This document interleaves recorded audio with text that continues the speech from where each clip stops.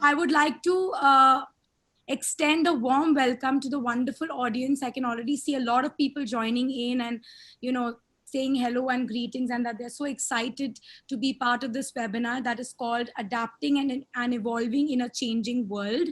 I'd like to start by introducing my wonderful panelists. So I'm going to start with, oh, I think we lost Kavya. I'm going to start at least by introducing the ones who are here. So I'm going to start with Mohit, since you're on my left. So everyone, I'd like you all to welcome Mohit Rai, who is a creative director and a celebrity stylist, and he's joining us for this webinar today. Thank you so much, Mohit, for being here. Thank you. Thank you for having me. Mr. Tarang Arora. Everybody, I think all the girls are so fond of Amrapali jewelry. Creator and jewelry designer Tarang Arora. Welcome, Tarang, to the webinar. Thank you for having me. Good to be here. Tina Kakkar, co-founder Bridal Affair. Welcome, Tina. Thank you so much for being here and spending your time for the webinar. Thank you so much for having me here. You're most welcome. And finally, Kavya Agrawal, co-founder Outhouse Jewelry. I have to say, Kavya, I love the jewelry. It's totally edgy and my style. And I'm sure so many girls here have been asking me a lot of questions, we love the jewelry. I mean, both Amrapali and Outhouse, and they've been having so many questions to ask you all panelists. So without further ado, I'm going to begin with the webinar. And I'm going to start my first question with Tarang. Obviously, anybody can step in, and of course, if you want to add to the response, please do that. So Tarang, my first question to you is, Amrapali is known for its heritage and heavy pieces. A few years ago, the brand also came up with Tribes by Amrapali. That, it's a more youthful and it's got a more contemporary approach. How do you see yourself going ahead and keeping a balance between these two brands, Amrapali, the heritage one, and then Tribe by Amrapali? So Smita, I think this started, I think this is about 9 years ago when me, Dad, and we used to internally talk about, there's a brand missing, or there's a jewelry sector missing, which we always felt to do with this look. We would travel abroad and we would see a lot more jewelry brands in every sector. And we thought that was missing in India. And Tribe started when Akanksha, my wife, wanted to do something, and she said, listen, I'm going to start this brand. And that's how it all started. But the main thing for us has always been that Tribe is more accessible. Tribe is something which is an aspirational brand. We sometimes feel, and you've gotten this feedback as well, it might feel a little intimidating for a client to walk into an Amrapali store. Maybe they're not looking to buy a very expensive piece and want to buy something which is for a gift for $2,000 or $3,000, and so what to do for that clientele? So I think these are these were the combined thoughts when we were looking to start Tribe. Also, the idea was that who love the Tribe kind of jewelry.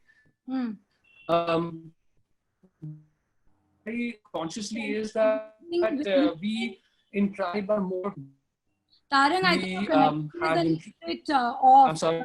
We are losing you in between. Your connection is a little bit off. Do you want to maybe check your connection a bit, because your voice is coming, it's breaking in between. So it could be a technical issue with your network. Do you want to maybe? It could be the network. Yeah. Probably there's an issue with your network. Maybe we just give it a minute. Okay, so if it still continues, can you hear me properly? Your voice is breaking. Your voice. There's a lapse, I feel. There's a lag, yeah. Okay, maybe if you want to try again. Okay. Yeah. Let me connect again then. Give me a minute. So, yeah, if you can just try maybe logging in again.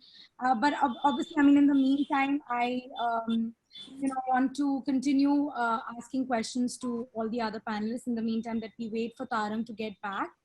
I think I'm gonna shift the question a little bit from jewelry to events and weddings, and I'd like to ask Tina about since obviously we are talking about lockdown period, everyone's talking about extending, going beyond the lockdown, restarting, how that's going to be. Everybody's imagining things like that. So my question to you is, for as long as we all can remember, everybody can remember, destination wedding has been a perfect definition of a dream wedding for a woman, for a girl, for a bride. And you know with certain restrictions in place, I mean, right now obviously with the whole travel restrictions and everything in place, how do you foresee that particular destination wedding concept still being trendy, and how do you see yourself offering that dream to your brides with these restrictions in place? So thank you, Smita, and thank you for having me. Actually, that's a very interesting question because as a bridal portal, right at the beginning, we saw a lot of people getting scared and a lot of postponing and a lot of canceling happening regarding their weddings. Of course, the first thing when we think about Indian weddings all over the world, it's all about the extravagance. It's about the girls' outfits. It's about the themes. I just feel like somewhere happily ever after was kind of lost. And I feel like now we're getting back to that, where people have now realized that having your person there with you, or the fact that you're going to be able to spend your life with that person, celebrate it with your closest family, is somewhere I feel like the focus is now got onto. As we move forward after April, we realized that there was this one lot of people who did want to still get married within this year.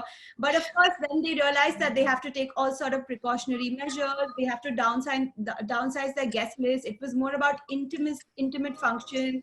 It was more about personalization, which I feel is super interesting now because when you have a small guest list, you can personalize it. And this is something where Indian weddings couldn't do before. It was a lot we saw in English weddings. So this is something that I saw people going back to. Are you getting good shots? And another thing is that I feel like a lot of people who have also and still want that big wedding or have postponed it, or somehow families haven't decided whether it's going to be this year. I feel like now, because the whole wedding industry stood up and also started taking their experience online and virtually, that everyone sort of is adapting to it. I feel like now is the time when, if you're getting married next year or a year after, you can take this time to virtually plan your wedding. You can, because I feel like the industry as a whole is really adapted to this whole new measure. I mean, they all realize that it's not important to keep meeting, but you can do things virtually. I feel like fashion designers will confirm this himself, that he's actually meeting brides online. And you want to take a video? You want me to take a video for you? Like you said.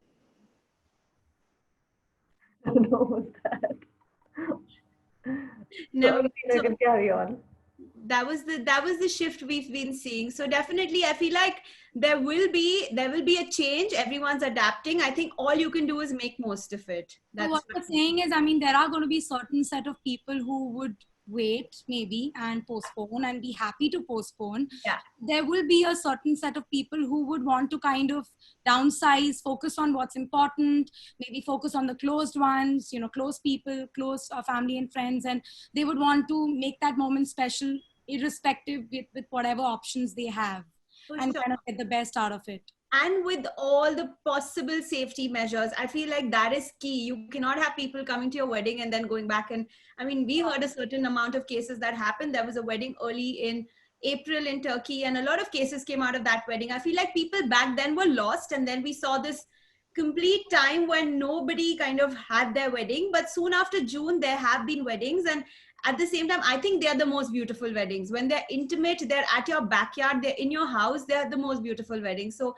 there's always going to be two types of people, but I just feel like the whole industry is adapted, and that's going to be a great way to take this forward. Everyone is now there for you to take this virtual with you.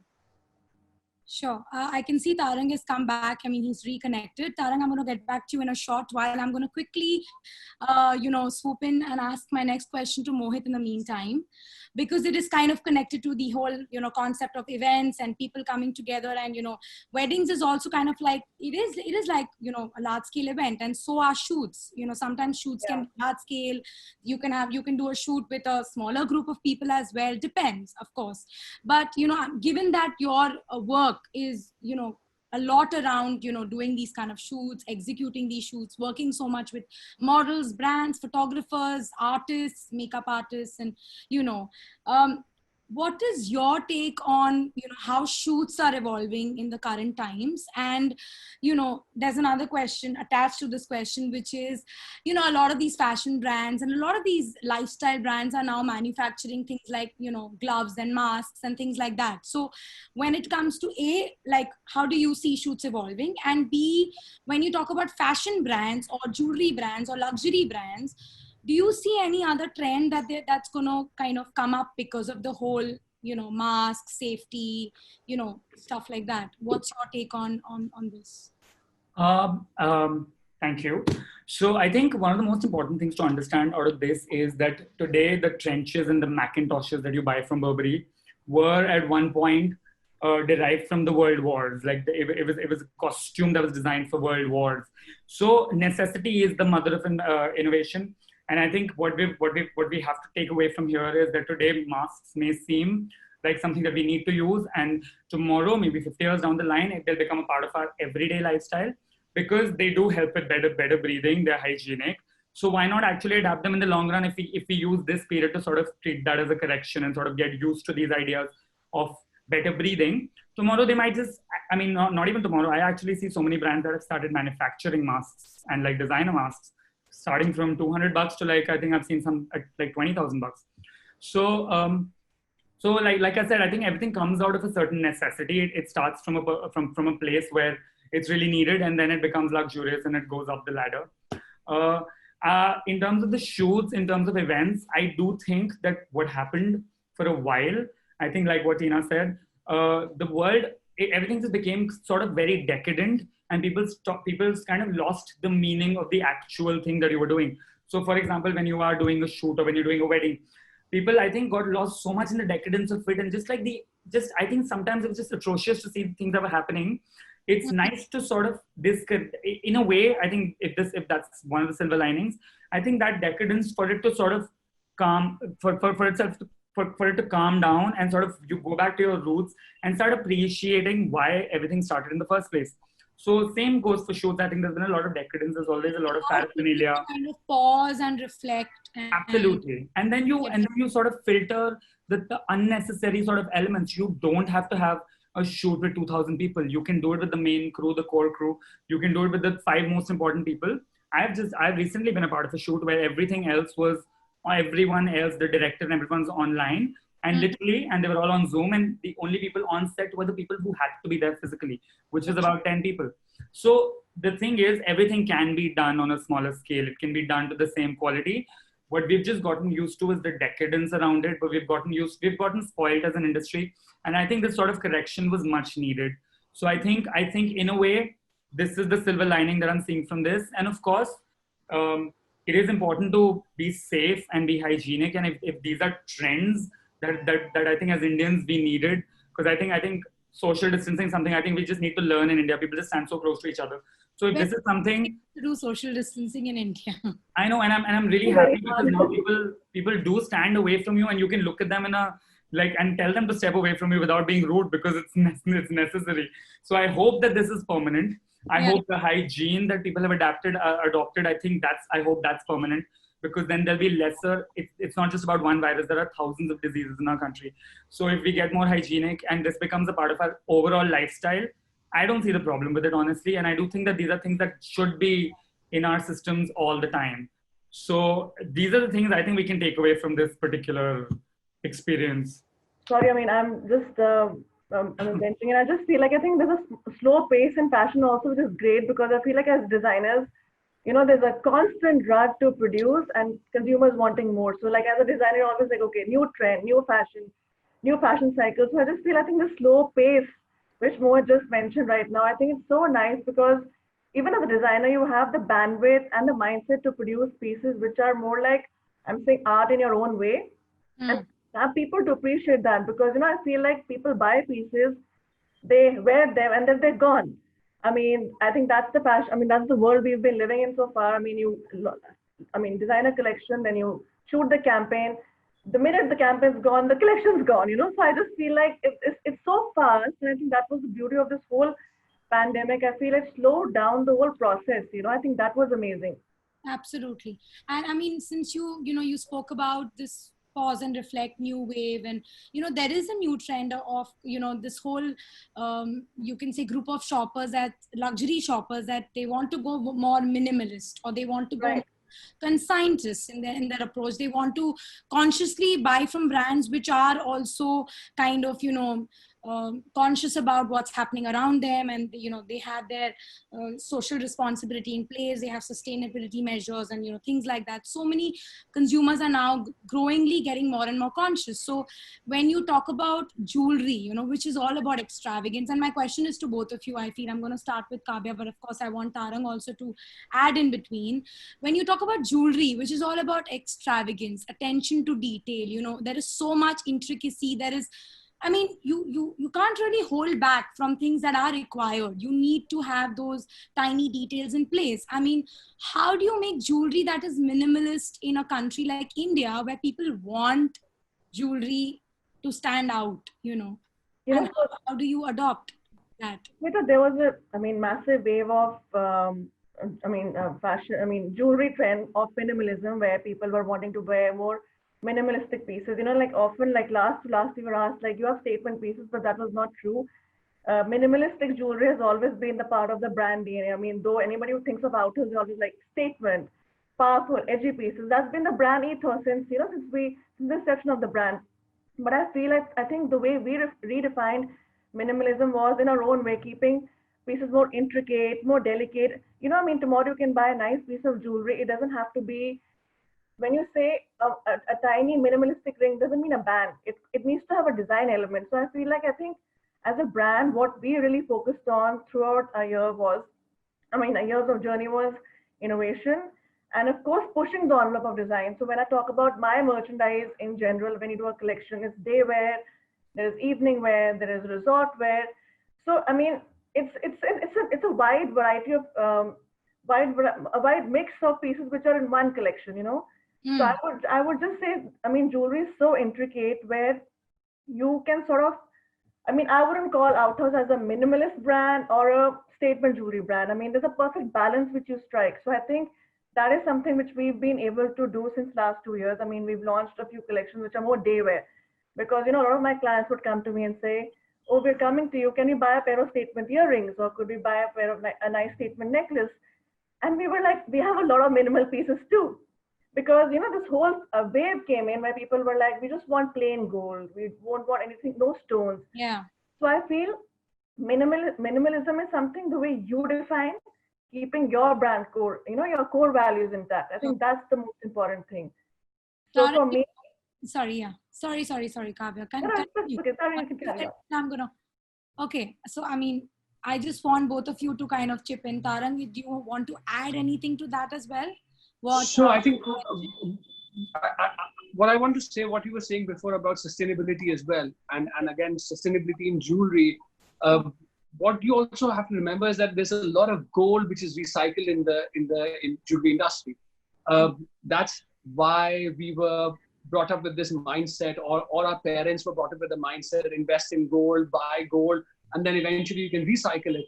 So a lot of gold recycling happens. Now you have to also remember that if we talk about why a lot of these businesses such as hotels, entertainment, fashion, and jewelry exist and they work so well in India is because of weddings.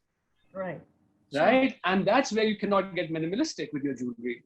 The idea is till now, or has been, that it has to be out there. It has to be a big fat wedding, and it has to be big jewelry. And I think there's a balance of both. I think the mindsets are changing. It's always been what I just told you, but the millennials today are looking at doing things in a very different manner, not just, and I want to add a little bit about the tribe part, which we were talking before, is that people are now becoming more sentimental with their jewelry, like their clothes. So they don't necessarily need to go and buy an expensive gold necklace for their wedding, what their parents would want, but they could buy something which is more intricate, say from tribe, which is still not minimalistic, still heavy, and it's more emotional.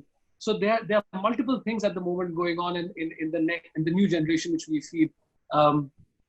Minimalism is definitely more important, but not on the jewelry, not on the wedding day, not as jewelry for the wedding day. Yeah. Not on the wedding day, and yeah. So I think but that's where people end up giving a lot more time to things, right? Because it's much more expensive when they're buying that. So they want to give a lot more time. They want to give a lot more inputs. They want to customize it. They want to use something from their parents, or my mom's necklace, I want to redo it, and things like that. So I think the time they're giving Cycling. is exactly that as well. So yeah. Yeah, I mean, yeah, it's a very, I think, interesting thought. Like, minimalism doesn't have to show in the design. It can even be about the material, that you're going minimalistic by using something, reusing something, and kind of not exhausting the available resources and materials to you. So that's very interesting. But in terms of business, in terms of moving the business, in terms of business running, you definitely have to be on minimalistic pieces. You got to be more on price point pieces, be it silver, be it gold, be it a base metal, whatever it is. You will be able to sell a 50,000 rupee piece much quicker than a 5 lakh piece. And you want to sell more of those 50,000s. So you have bigger audience range. There are more people wearing your product out in the market, talking about your product, versus one person wearing a more important piece. So I think there's a balance between both segments. I also feel, I think design plays a very crucial role, like at least for our brand. I mean, I have a lot of brides who come to us for destination weddings. They don't want something which is available there. I mean, I'm not saying we customize it, but they want to look different. So on your special day also, I mean, I have a lot of brides who got married last year. On their main day, are wearing costume jewelry, which was very surprising to me. Sorry, Taran, but it came as a surprise to me. But it was a nice fresh surprise, because I feel like people are willing to experiment. They want to look different. And, I feel like design as a whole, whether it's any metal, is something which tomorrow anybody would want to invest in. Like tomorrow, I would love to invest in a piece of art which I could pass on to my generations, whether it's in gold, I mean, mainly in gold, but even in another metal, for example. So I feel that is something which is more important, and something which is more versatile.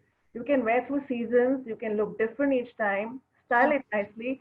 I mean, it's not about hoarding. So when you talk about the trend of minimalism, I think it's more like jewelry staples you need to have for your meetings, your jewelry essentials.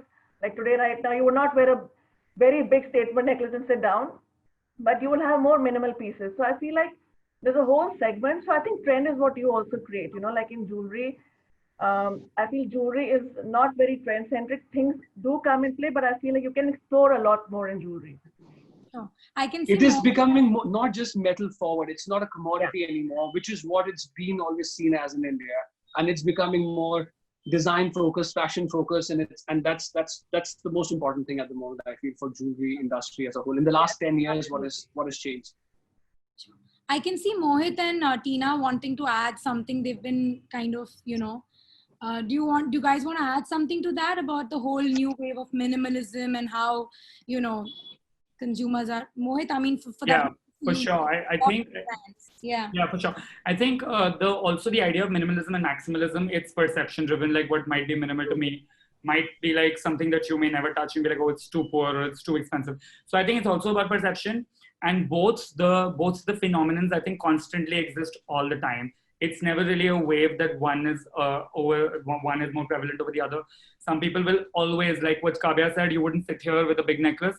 But I know women who would get into meetings wearing like really chunky silver jewelry. Yeah. I personally know these women. So I don't think there's ever a one, because we don't live in that time. We live in the time of the online consumer.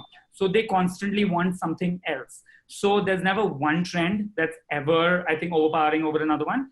Minimalism also, you have to understand, I don't think at this point, I mean, I don't know, maybe I'm reading the market wrong, but I think what people actually want right now is a bit of fantasy. I don't think they don't want the they don't want to be drab. I think at this point, we've had too much morbidity this year. We've had too much, like, loss of business, loss of life, loss of, freedom. So I think what people want is a little bit of, I think, fantasy.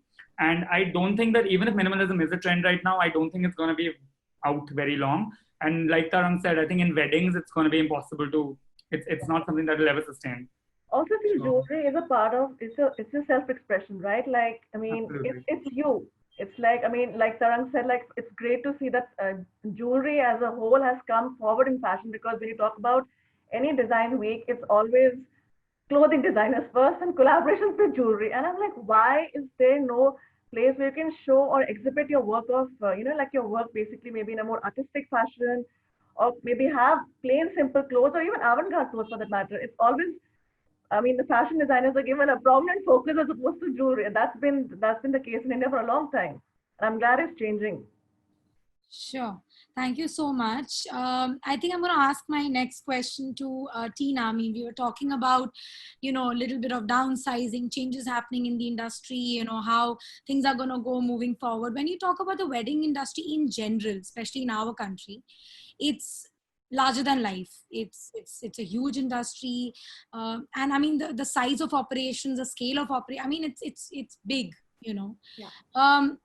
Given that, currently people are talking about, you also said yourself, weddings going more intimate, becoming more smaller, secluded, private. There is no one-stop approach anymore to curate weddings. You have to kind of become more creative and flexible in the way you're offering your services to your clients. So, when you talk about bridal affair, is there anything new that you are planning to incorporate in your existing operations that you think that would be the way going forward, and that approach would be a better approach than what you're already doing, given the whole change and adaptation that every industry is going through? Is there anything that you would like to mention? Yeah. So before I actually get onto this question, I wanted to add to what Kavya and Tarang actually spoke about.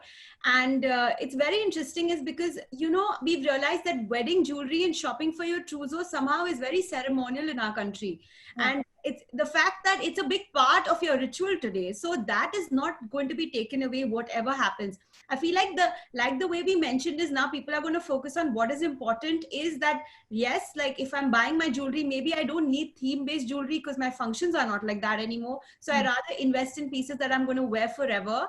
And at the same time, you kind of maybe you get bigger pieces because you're not getting tens of those now. So I just feel like there's an interesting shift. We've been talking to brides all the time and they are still virtually shopping for their jewelry, but of course it's different, and the bride is the bride on her main day. So like Tarang mentioned, is that you're not going to take this away, the minimalistic aspect, but yes, people are going to focus on what's important. Maybe they'd rather go for solitaires, strings of diamonds instead of getting theme-based jewelry. So that, I think I've just added to that. And Plastics. yes, for sure. And something that's timeless, like your heirloom pieces that you pass on forever, like Kavya said. So definitely, and things that you would wear to a meeting, like tennis bracelets, a big ring, solitaire, so things like that. So this is the shift I believe would happen and have been seeing. Even jewelers have kind of adapted to that shift. So it's very interesting to see that. Focus on what's important now. That's an advice we would give a bride also.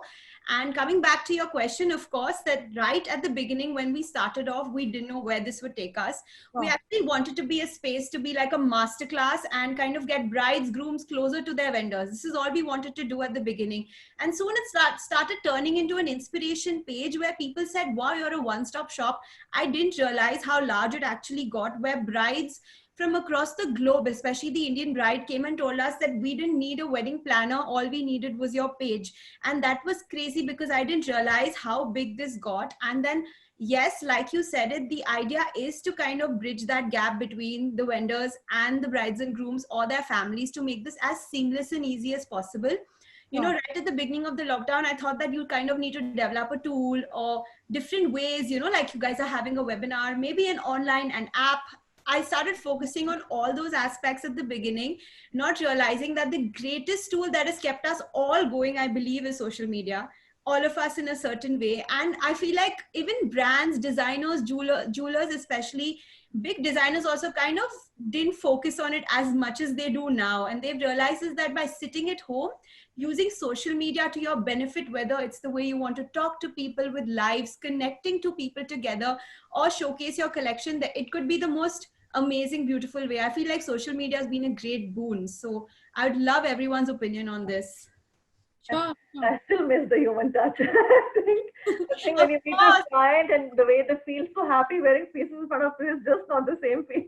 I know, but it's helped us a lot, especially right now. Yeah, of course. I mean, I feel like social media in general is a great way for an amazing brand storytelling. I think it's a platform to reach the world sitting in one place. So, I mean, I wouldn't deny that. Sure. You get introduction emails these days without a website. It's an Instagram link. Exactly. Right. So, I mean, that explains it, right? It's website is not as important what Instagram or social media presence is. So True. Absolutely. And I mean, you know, we were talking about maintaining a constant communication with the customer, or having that storytelling, or you were even talking about runways only being restricted to fashion houses and fashion labels, but you can do most of your storytelling nowadays through Instagram and social media, other platforms. So I think that's pretty interesting. My next question is to Mohit, and it's kind of connected to what we were talking about, brand ethos and, you know, things like that. Mohit, you run two companies which are, correct me if I'm pronouncing it wrong, but Team MR Styles, is it, or is it Team Mr. Styles? It's MR Styles and it's Mr. Styles. It's like a pun. So okay, and Grain Fashion Consultancy, yeah. And you're also, you know, doing your own freelance styling work. And I mean, how do you manage to maintain three different, you know, are they three different identities, and how do you manage the brand ethos? How do you understand what work has to be picked for which brand, for which you know, particular platform? So because I'm sure a lot of young you know, budding stylists, entrepreneurs, they would really be interested in knowing that. Okay, so MR Styles is the company that I run, which is the styling company, primarily personal styling, which goes for clients, personal clients, as well as actors. And there we work with obviously a lot of brands as well. Like I've done campaigns with Outhouse, I've done a campaign with Amrpali. So we do, and countless other brands, honestly. And that primarily is about the visual narrative of either a person or the brand. So I mean, you can have a great story and you can have a great product, but if your narrative on social media or your narrative in promotional places is not so great, a brand can lose value today. I mean, today there are like millions of brands out there, but the only ones that are able to establish a client base are the ones with a specific identity and and almost like a soul, which you can kind of only see. Of course, you can see it through product, but you can only sort of narrate it through imagery. So what I do over there is help them with that. Grain, on the other hand, I'm a partner at Grain. My partner Sohini and I started a couple of years ago. So what we do there is a 360-degree sort of turnaround for a brand. So if a brand, for example, came to us, because again, like I said, there's so many brands that don't have a design identity or a visual identity. We work with them from the conceptualization process, because today it is the world of consultants. You have to get an outside opinion. You have to get someone to come and give you a third opinion, a second opinion. So what we do is we help them sort of conceptualize, and through the entire design process, and also packaging and then eventual presentation. So they're pretty sort of set aside in terms of their individual, like what they're supposed to do as companies. So it's not very hard to develop these two identities. And what I do at MR Styles is obviously more personal to me. It's more my style, how I work with brands and how we sort of interpret things together. What we do at Grain is about taking what a brand has already, helping them sort of develop it further and then present it in a better way. And like you guys said, social media is the most important tool today. It is a one place where you can connect with millions of people and consumers and press and, you know, actors and celebrities. So many people can find you on Instagram and then give you 100 other opportunities. So visual presentation has become, I think, more important than ever. So, I mean, what you're saying is the idea is for the person to know exactly the focal point of each company that you're managing, you're handling, and you know, don't get confused, don't dilute things by doing, you know, similar things in both places. And there is, and I think one of the most important things is, I think today branding it's way more important, I think, sometimes than even product. Because of course you can have a great product, but if your branding is not correct and if people don't visualize, if they can't recognize you from an image, because like if you see, for example, like Sabyasachi, we all know what his image looks like. We all know his woman. We all know his character. We all know the identity of the woman. We all know the consumer.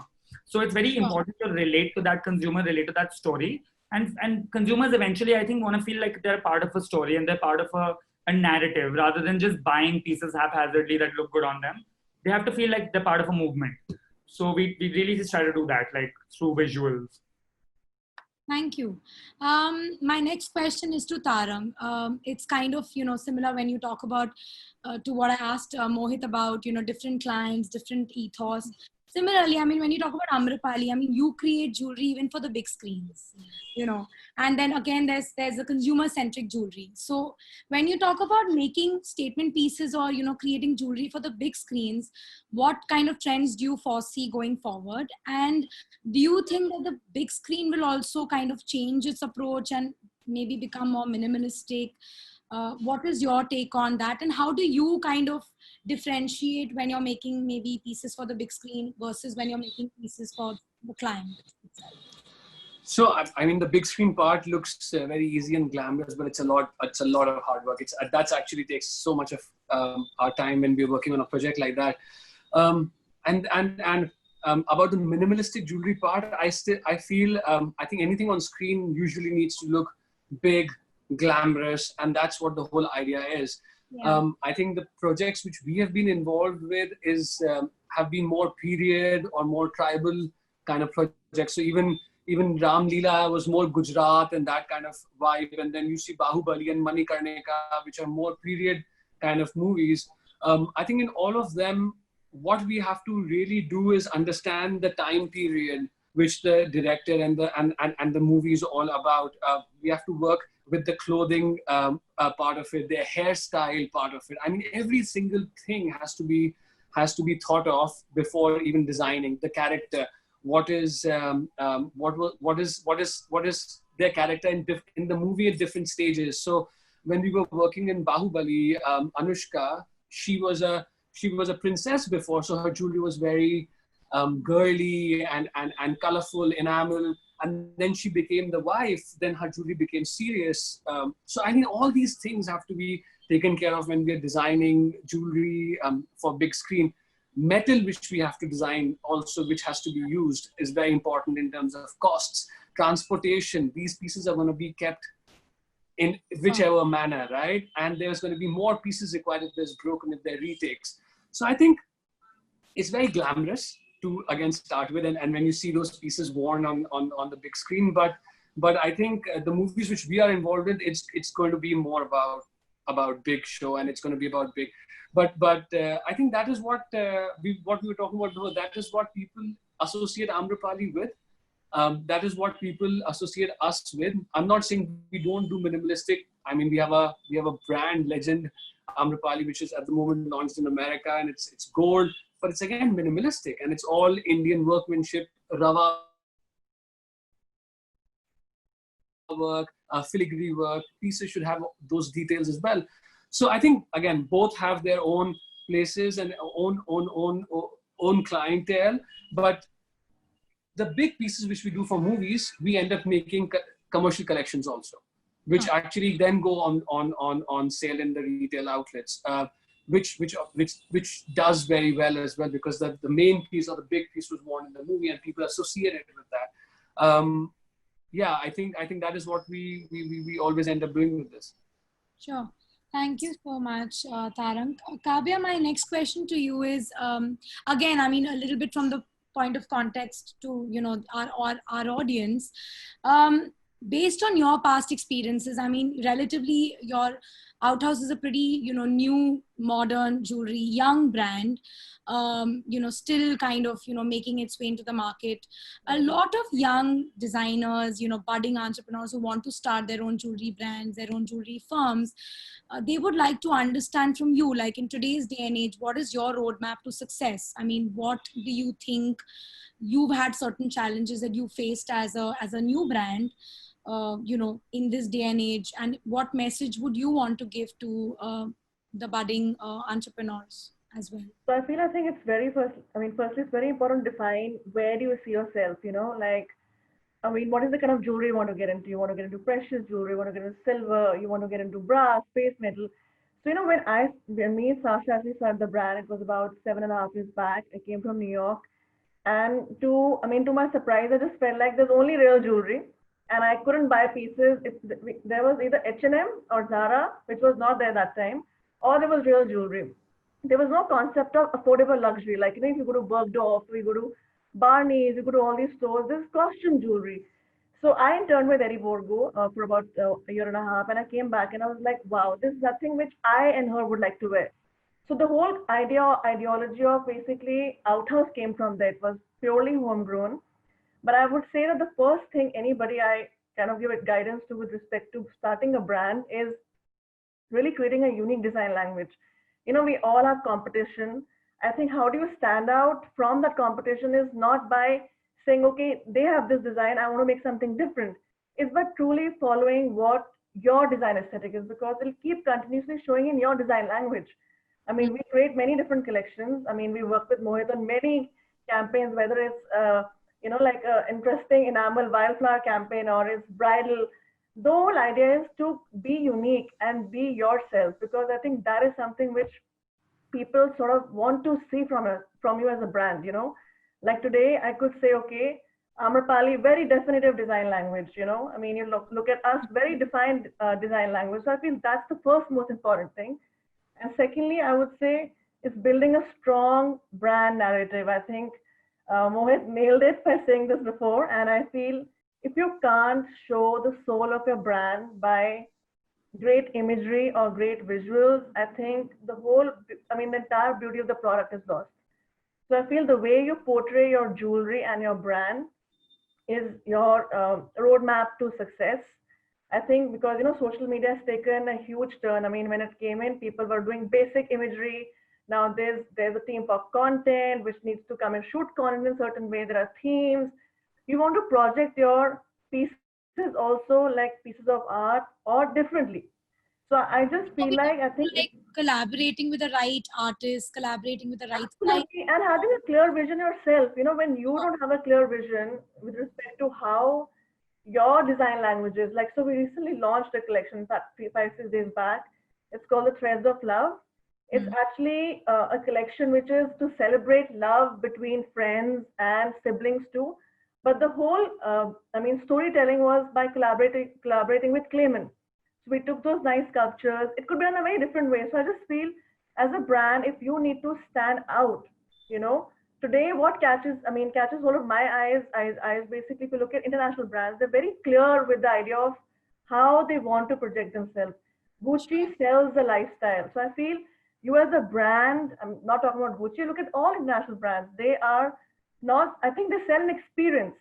So I feel that's very important to go beyond your product and sell that experience in your store, online, social media, and connecting with your consumers, because I feel, just talking about your product and not talking about the brand, the soul of the brand, I feel that is somewhere I think which, anybody who's wanting to build a good brand and a solid foundation should focus on these 3-4 things. Sure. I'm gonna, go for my last question now to all of you. And then I'm gonna also open few questions, maybe 3 to 4 questions from the audience, as we are running a little short on time. So, anybody, feel free to jump in and respond. Again, it's a little bit of a wedding centric question, but we've been getting these questions a lot, nowadays from our audiences. So people who have postponed their weddings and have less time to curate their wedding, what quick tips, suggestions would you all give them regarding jewelry and wedding trousseau, and just, I think maybe taking care of yourself? So anyone wants to jump in? So I'll actually start off. I feel like one can actually now take the time to plan their whole wedding out with the way they want it to be, instead of focusing on who's going to be attending my wedding and what it should look like. I think now the focus is more on the couple. So even when you're buying your jewelry or you're buying your trousseau or you're looking at pieces, it's all for yourself. So I think it's going to be a beautiful experience. And at the same time, practically how one can do it is by reaching out to people and letting them help you virtually, which I think is amazing. I feel like we all in a way belong to the wedding industry, and it is one of the most interesting industries in the whole world, like the Indian wedding industry. And all of them, every vendor, may I tell you, has found a way to adapt. Even a videographer and a photographer today knows how to adapt to a home wedding. So there's so much you can do. I feel like take it all by your stride and embrace it. At the same time, while you shop for your trousseau, don't focus on trends. I think they'll all agree, or they'll all also repeat that. I feel like now it's all about timelessness, things that are going to last with you, things that you can reuse, rewear. And instead of having 10 of them, maybe a few of them, and you can actually go bigger this way. So this is my thought on it. Sure. I mean, when you talk about trousseau, you know, Indian brides, they travel for their trousseaux all across the country, international, everywhere. I mean, Tarang, I could see you wanting to say something. I mean, what message would you like to give to the young brides? I think I was going to just say what Tina added right at the end, is that it's going to be a smaller wedding. It's going to be a lot. It's actually doable to do things now. I think I just feel that sometimes in India, the weddings, as we were saying, are so big that the bride and the groom are always lost. And I mean, my sister got married 2 years ago, and I could see it that, you know, there's so many people, and the families are worried about that. It's actually that it's a perfect time to plan your wedding, and it's going to be small. It's going to be people who you love, who you're going to be around with, and yeah, buy lots of jewelry is what I say, and gold is going up. So Yeah, gold is going up. So buy it before it gets even more expensive. Sure. I think Mohit, you wanted to add something to that as well? Yes, absolutely. I feel like now, because you're having a smaller wedding, and this is something I've personally seen a bunch of, I work with a lot of brides as well to style them. What I've seen is a lot of them, because they're not spending so much of insane money on venues and, you know, lots of people, they have much bigger budgets to spend on their clothes. So go ahead, do that, spend more money on jewelry and clothes, because you're doing this for you. So look amazing, feel amazing, have these pieces with you forever. And the lesser people you have to entertain, I think it's kind of a boon, I would say, because you can really focus on yourself and the couple. So what you just said is what we've been expecting. I mean, you've confirmed this. You know, during the pandemic, during the lockdown, we were all talking about this, that what's going to happen to the jewelry industry, what's going to happen to the wedding industry.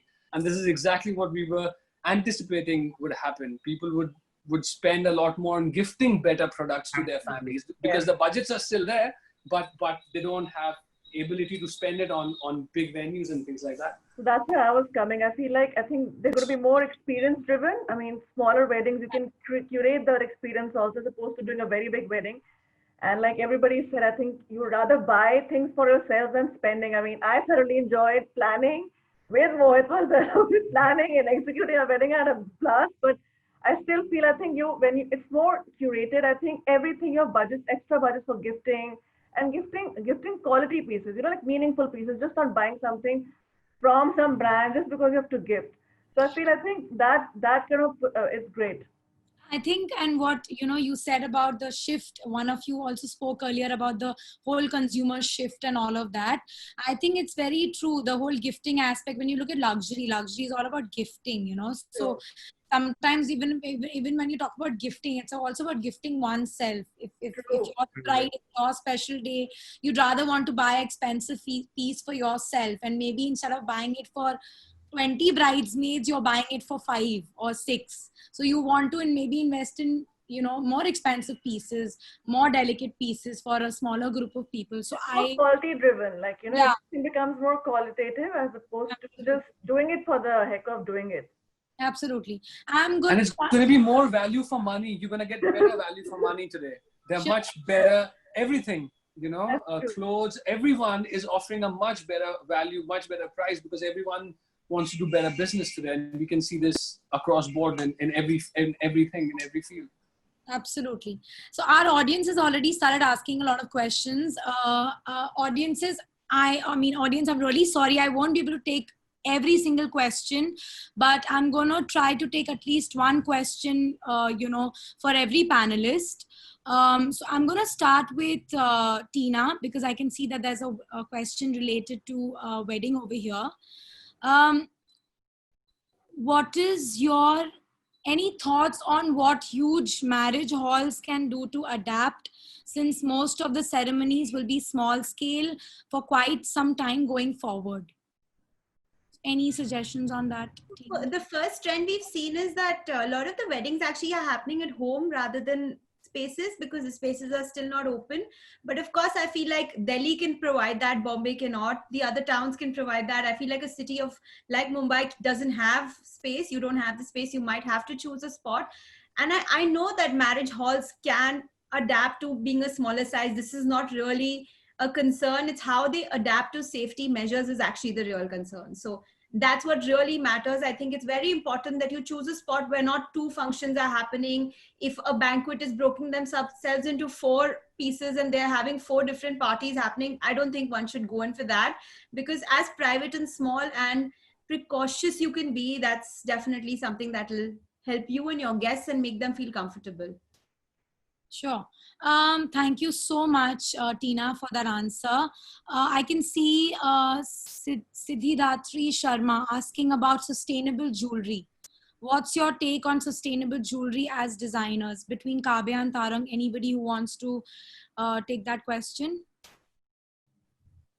I think both can and will. Tarun, you can go ahead. I think I talked about the sustainable part of recycling of jewelry, right? And I think in jewelry we are still understanding what we can do in terms of sustainability. But what we can do is things attached to it, packaging, a lot of way we are running the businesses in the background.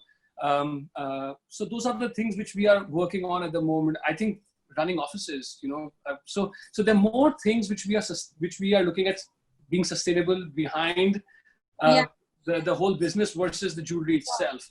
I think wood and all of that has been there, but is it sustainable really? I mean, I don't know, depending, right?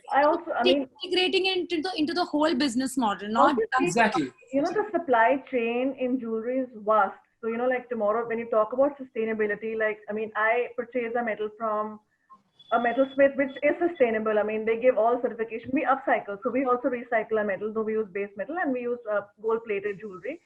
But the point is, I feel the supply chain is so vast, it's so difficult to control where the stones are coming from, what way are they being manufactured. I think that is the hardest thing to control. In our industry, I feel it's the hardest, yes.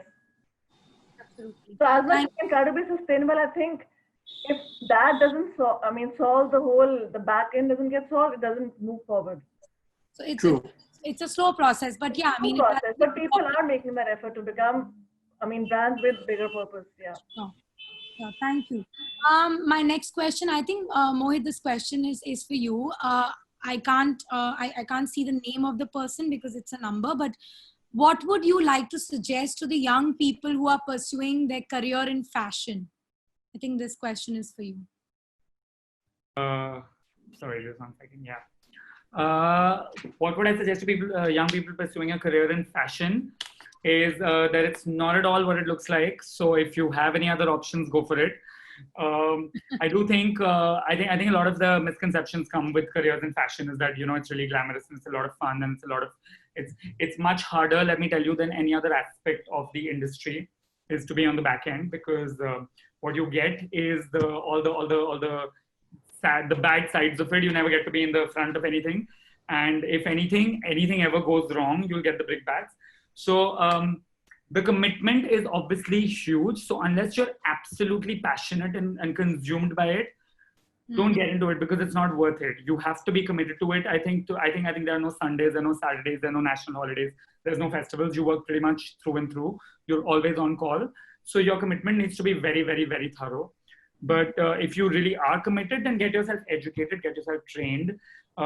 Just like any other field, like if you want to be a doctor, you want to be a lawyer, you go and seek that education. So if you want to be in fashion, you have to get the education. You want to be a designer, you want to be a stylist, get the education, get yourself trained under someone, go and intern at various places, learn as many nuances as you can. And then if you have it in you, you will make it. Like nobody can hold down talent in any field, but you have to definitely put in the time to train yourself and to commit to the cause. Like it's definitely not at all glamorous. Like even after 10 years, I think I'm the most unglamorous person on set. where I barely just throw on whatever I can, and we're just very busy doing what we're doing. So if that is the perception and that is the reason you're getting into it, don't do it. But if you genuinely have an eye for it and a true talent for it, then of course, I mean, you'll have to put in the years for it. Thank you. I mean, yeah, that makes a lot of sense what you just said. I mean, shouldn't just be a backup career option. If you're taking it seriously, get yourself trained and then pursue it. So yes, definitely makes a lot of sense. I am still getting a lot of questions. I would request my panelists, if you guys agree, we can maybe send you few of the questions which are addressed specifically to you via email, so that we can get your responses, and then we would be able to share those responses with our audiences. That would be great, because I'm specifically getting questions for Kavya and Tarang and Tina and Mohit. So, but we're definitely running short on time, so it won't be possible to, take all the questions right now. What I mean, just last, I think a message from all of you guys as an ending thought, again, to entrepreneurs, budding entrepreneurs, students who are pursuing, maybe learning jewelry or designing fashion, anybody who's in the wedding industry. And I think we've also got brides to be in the audiences. So any messages that you would like to give to your audiences, that would be great. So Mohit, let's start with you, and then we'll go to Tina, and then Kavya and Tarang at the end. Yes, so I think the most important message that anyone needs right now is a message of positivity. I think we've had a lot of morbidity this year, so I think it's very important to remember that this is also a phase in life. This too shall pass, and whatever you are pursuing, whether you're a student or a designer or you're a bride, don't lose hope. Eventually, everything will be back to normal. Our lives will be. We're a very resilient race of people, so we will bounce back, I'm sure. And just don't lose hope. Be positive and take care of yourself. Take this opportunity to give yourself a little bit of a break if you haven't had that in a while. So it's perfectly fine not to be productive all the time. We don't need to put that pressure on ourselves, and everything will eventually get back to how it was. Hopefully, we have taken some amazing learnings from this, where we learn to be more sustainable towards the environment that we're living in. So I think that's one very big takeaway, is to just respect the planet a little more, because see what the planet can do to you in a minute. So so I think just try to be positive and take away some important learnings from this. Tina, any message for the brides to be? I think overall, I fully agree with Mohit. Be kind, embrace, adapt, and yes, this has to pass. I mean, we're not going to be here forever, but of course, it's a difficult time. You can actually use this time to develop a skill or just relax or be able to do something you couldn't do before. So that's something I definitely believe in. And even for the brides out there, if you're getting married this year, you have a lot of options, but it's going to be smaller. And for next year, you can start planning like we've suggested. So there's things you can do. Thank you, Tina. Kavya? Mohit and Tina said what I had to say.